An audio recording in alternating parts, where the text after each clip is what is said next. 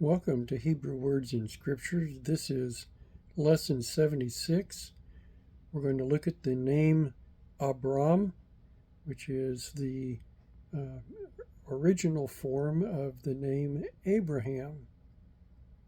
I'd like to take this opportunity to let you know that I am planning to do this same type of format in the Greek language, and we're going to look at Greek words in Scripture. I do plan to continue with Hebrew words in Scripture. Let's look at Abram and put him in a context. The flood had ended, and Noah, his wife, his 3 sons, Ham, Shem, and Japheth, and their wives, had survived the flood and were now repopulating the world. A few hundred years later, Tower of Babel, and the nations were dispersed, and we find Abraham sometime later in Ur of Chaldee. We see Abram's history starting with Shem in chapter 11, verse 10. These are the generations of Shem. Shem was 100 years old and begot Arphaxad 2 years after the flood. And Arphaxad lived 5 and 30 years and begat Salah. And Salah lived 30 years and begat Eber. And Eber lived 4 and 30 years and begat Peleg. And Peleg lived 30 years and begat Reu. And Reu lived 2 and 30 years and begat Serug. And Serug lived 30 years and begat Nahor. And Nahor lived 9 and 20 years and begat Terah. And Terah lived 70 years and begat Abram, Nahor, and Haran. If we add up the ages of the fathers at the birth of their sons, we get 292 years after the flood.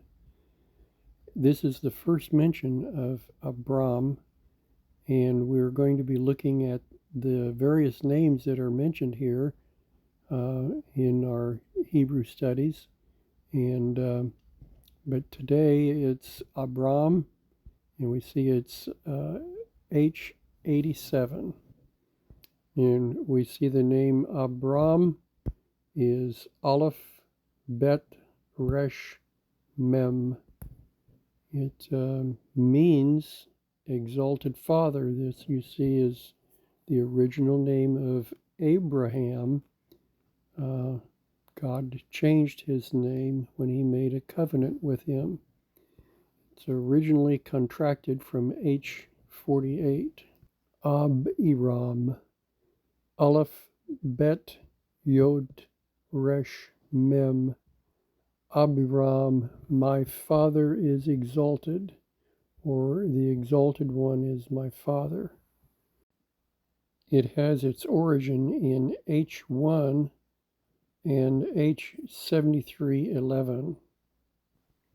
We've seen this word already in lesson 49, Aleph Bet, and it means father of an individual, or as of God, as father of his people, a head or a founder of a household, a group, an ancestor, but particularly it means a father. The last half of Abram is H7311, and it's Resh Vav Mem Rum. It means to rise up, to rise, to be high, to be lofty, to be exalted. Going to the next word, H7312, we see Resh Vav Mem, or Resh Mem Rum. The definition is a negative concept, haughtiness, or height or elevation, and its origin is from 7311. Its definition is an elevation, figuratively, haughtiness. And going on to H7414, we see the word Resh Mem He Ramah, and it means a hill, and I think you could call a hill an elevation, which is a town in Benjamin on the border of Ephraim, about 5 miles from Jerusalem and near Gibeah, that is to the north of Jerusalem. And then it could be the home place of Samuel, located in the hill or elevated country of Ephraim. We see this concept of elevation as described in the word Arimathea in the New Testament, Joseph of Arimathea, and that's a reference to Mount Harama,